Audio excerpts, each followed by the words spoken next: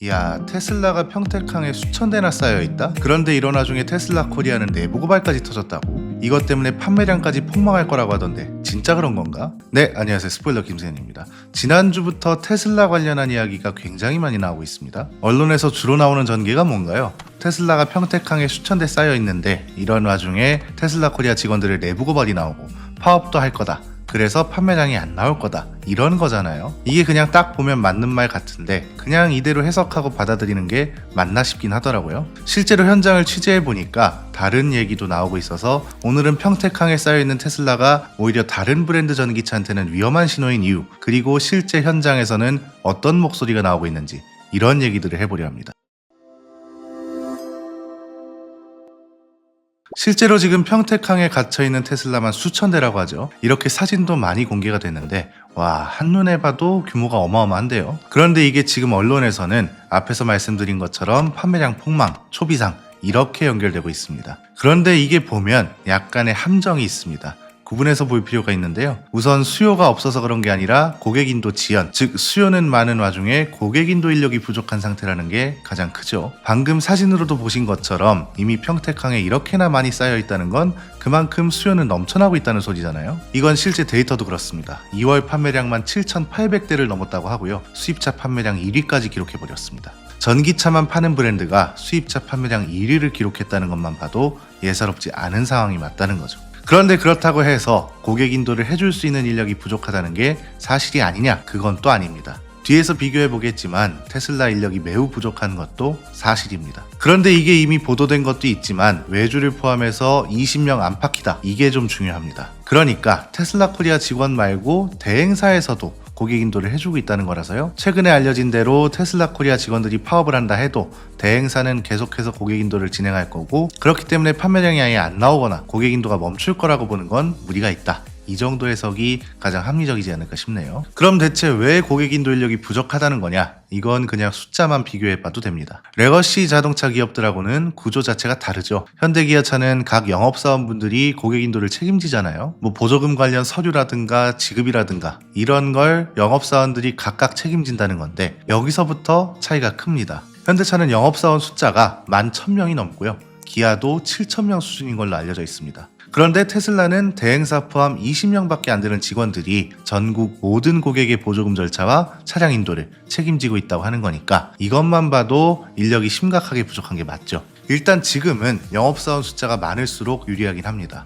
그럴 수밖에 없는 게 우리나라는 보조금 제도가 복잡하죠. 중앙정부 보조금은 어차피 기준이 통일돼 있어서 괜찮은데 문제는 지자체 보조금입니다. 지자체별로 기준도 다르고 금액도 다르고 그에 따라 제출해야 되는 서류까지 다 다르다는 게 문제라는 거죠. 서류 제출부터 고객마다 다르고 여기에 추가 변수가 내가 받는 보조금이 언제 확정되는지도 다르고 지자체 예산이 남아있는지도 확인해야 되고 이런 모든 요인들이 각각 다르기 때문에 20명밖에 안 되는 직원들이 모두 커버하기가 보통 힘든 일이 아니라는 겁니다. 몇 가지 사례만 살펴볼까요? 큰 단위부터 보면 서울하고 부산만 봐도 기준이나 지급 절차 같은 게 모두 다르죠. 서울시는 올해 보조금 신청 대상을 뭐라고 설명하고 있냐? 접수일 기준 서울시에 30일 이상 거주하거나 사업자 등록을 한 개인이나 법인 이렇게 안내하고 있습니다. 별도 물량으로 승용차 1,500대를 정해두고 지원 절차도 출고와 등록 순으로 설명하고 있습니다. 부산은 다릅니다. 상반기 전기차 구매보조금 지원 대상을 5,023대로 공지했고 여기에 또 추가되는 게 뭐냐?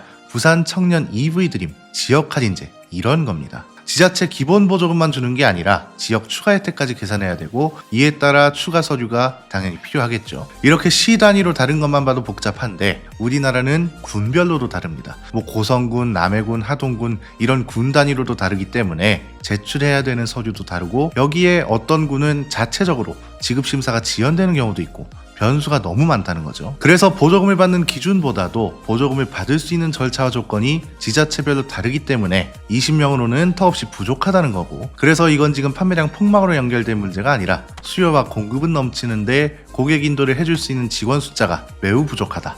이렇게 보는 게 맞다는 거죠. 그런데 이렇게 되면 긴장해야 될 건 어디? 다른 전기차 브랜드. 당연히 여기에는 현대기아차도 포함되는데 이유는 간단합니다. 크게 세 가지인데요. 첫 번째는 따지고 보면 이 문제는 그냥 테슬라 코리아가 인력만 충원하면 해결되는 문제라는 게 큽니다. 그렇잖아요. 이미 수요는 넘쳐나고 그에 따라 공장에서의 공급도 잘 되고 있다는 거라서 사실상 고객 인도만 되면 되는 거잖아요. 이건 결국 고객 인도를 위한 어드바이저 인력만 충원하면 된다는 건데 실제로 테슬라 코리아가 대규모 채용 공고를 올려둔 상황이죠. 여기에는 세일즈 어드바이저도 포함되는데 이게 자연스럽게 두 번째 이유와 연결됩니다. 이미 판매량 1위를 기록하고 있다는 거, 이것도 중요하죠. 이게 뭐 애매하게 판매량을 내고 있는 게 아니라 수입차 판매량 1위를 했다는 건 굉장히 중요한 신호입니다. 내연기관차나 하이브리드 차는 하나도 없는 순수 전기차 브랜드가 BMW와 벤츠를 제쳤다는 건 굉장히 의미 있는 숫자거든요. 여기에 2월이라고 해서 테슬라 인력이 특별히 많았던 것도 아니고 인력난은 이때도 마찬가지로 있었던 거잖아요. 이런 상황에 1위를 기록했다는 건 마찬가지로 수요와 공급 자체에는 문제가 없다는 거고요. 세 번째는 평택항에 수천 대가 쌓여 있다는 건 이미 인도 가능한 차 수천 대가 대기 중이다. 즉 보조금을 싹쓸이해 갈 수 있는 테슬라가 평택항에 대기하고 있다는 소리이기도 합니다. 이렇게 되면 어떤 문제로 이어진다? 보조금이 조기에 소진될 가능성이 매우 커졌고 이렇게 되면 보조금을 받아야 하는 다른 전기차들이 오히려 문제가 될 수 있다는 거죠. 자, 저희가 지금까지 말씀드렸던 것들이 현실이 되고 있는 겁니다. 단순히 가격을 낮췄다는 것보다도 이 차가 실제로 보조금 영향권을 벗어났는지 이런 걸 보는 게 중요하다고 말씀드렸잖아요. 그러니까 우리 전기차를 500만 원 할인하겠습니다. 이렇게 나와요. 그런데 정작 보조금을 받아도 여전히 비싸대요. 그럼 판매량 상승은 그만큼 더딜 거다. 이게 첫 번째였고요. 반면에 가격을 파격적으로 내렸는데 보조금을 안 받아도 가격이 합리적이래요. 그럼 이런 차들 중심으로 판매량이 급증할 거라고 했는데 이걸 지금 테슬라가 증명하고 있다는 거죠. 실제로 과거와 다르다는 걸 알 수 있는 게 1월과 2월 판매량입니다. 불과 몇 년 전까지만 해도 보조금이 확정되기 전에는 판매량이 아예 제로일 때가 많았습니다. 그런데 테슬라는 1월에만 2,000대 가까이 신규 등록이 이뤄졌고 2월에는 7,800대를 넘어서면서 수입차 판매량 1위를 기록했다는 거잖아요. 이건 두 가지로 해석할 수 있습니다. 하나는 테슬라가 우리나라 보조금 기준을 영리하게 활용했다는 거고 또 다른 하나는 보조금 영향권을 최대한 벗어나면서 보조금이 100% 지급되지 않는다고 해도 판매량이 나올 수 있는 구조를 만들어 놨다는 겁니다. 보조금 기준을 잘 활용했다는 건 뭐냐? 실제로 우리나라는 차 가격이 5,300만 원 미만이면 보조금을 100% 지급받을 수 있습니다. 테슬라는 가격 조정을 어떻게 했냐? 5,299만 원이던 모델 Y를 4,999만 원으로 내렸습니다. 이미 100% 지급 구간에 있던 차를 더 내렸다는 건 보조금 100% 기준을 충족함과 동시에 영향권까지 벗어나는 효과를 만들었다는 거죠. 한마디로 보조금을 받으면 살만한 가격이다. 이걸 넘어서 보조금까지 받으면 국산차보다 저렴해지는 차, 이 정도 범위로 들어왔다는 거고요. 그래서 지금은 보조금이 있어야만 잘 팔리는 브랜드와 보조금까지 받으면 경쟁력이 막강해지는 브랜드로 나뉘기 시작했다는 겁니다. 여기서 다시 평택항 얘기로 돌아오면 수천 대가 쌓여 있다는 소리는 이미 수천 대 이상 보조금을 가져갈 수 있는 테슬라가 한국에 도착했다는 소리잖아요. 여기서 중요한 게 수요가 얼마나 많냐는 건데 최근에 뭐 재고가 쌓인 와중에 인력이 없다, 판매량이 안 나올 거다 이런 얘기가 많긴 해도 현장 분위기는 전혀 다르다는 게 중요합니다. 실제로 BPD오토가 테슬라를 굉장히 많이 팔고 있거든요. 물어보니까 테슬라 폭망은 전혀 아니라고 합니다. 오히려 계약 건수가 늘어나고 있고 이건 테슬라를 판매하는 다른 업체들도 비슷하다고 합니다. 여기에 모델 3 같은 차들은 스탠다드 트림을 추가하면서 실구매 가격을 더 낮춰버렸잖아요. 이렇게 되면서 내연기관차에서 전기차로 넘어갈까 하는 전환 수요만 잡는 게 아니라 아예 첫 차를 전기차로 입문하는 수요까지 잡고 있다는 거죠.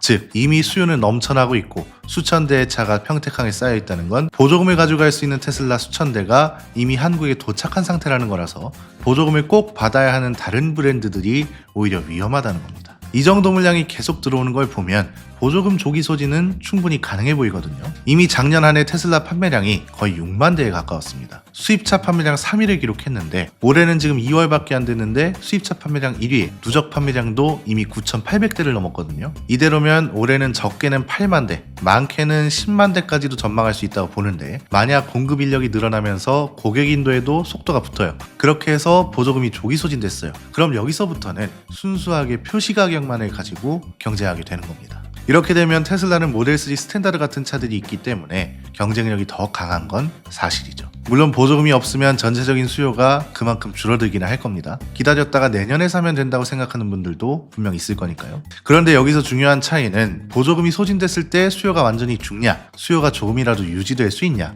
이겁니다. 그리고 애초에 테슬라는 국고 보조금이 그렇게 크지 않습니다. 모델 3가 420만 원으로 가장 높고요. 다른 모델들은 170만 원에서 210만 원 수준입니다. 이 정도면 아예 자체적으로 지급하고 나중에 정산받는 시스템으로 전환할 수도 있고, 지자체 보조금이 남아있으면 이거라도 받고 출고하려는 사람들도 분명 있을 거라는 거죠. 그래서 결국 이걸로 알 수 있는 건 자체 경쟁력이 그만큼 중요한 시대가 됐다는 겁니다. 그런데 이걸 무작정 현대기아 전기차가 경쟁력이 없다는 걸로 해석하는 건 무리가 있고요. 여기서 포인트는 경쟁력의 순서가 그만큼 중요하다는 겁니다. 이미 현대기아 전기차의 만듦새는 충분히 좋습니다. 그런데 지금은 경쟁의 단계가 수요 전환부터 일어나야 한다는 거고, 수요를 전환시켜서 판매량과 점유율을 상승시키는 게 우선적으로 필요한 단계입니다. 그러니까 지금 일단 가격이 경쟁력 1순위가 되어야 한다는 거고, 이걸 테슬라가 증명하고 있다는 거죠. 보조금이라는 제3의 요인과 상관없이 보조금 영향권을 벗어나는 자체 경쟁력이 지금은 가장 중요하다는 거라서 테슬라를 제외한 다른 브랜드들도 가격 관련한 좋은 소식이 나아졌으면 하는 바람이 있습니다. 오늘 내용은 여기까지입니다. 유익하셨다면 구독과 좋아요 한 번씩 부탁드리고요. 지금까지 저는 김승현이었습니다. 감사합니다.